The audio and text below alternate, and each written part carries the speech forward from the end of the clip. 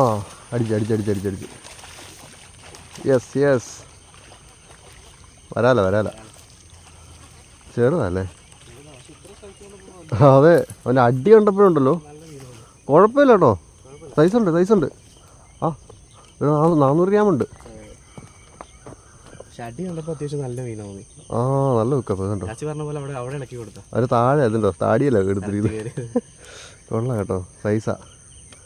വിചാരിച്ചത്രയും ചെറുതല്ല, നല്ല സൈസുണ്ട്.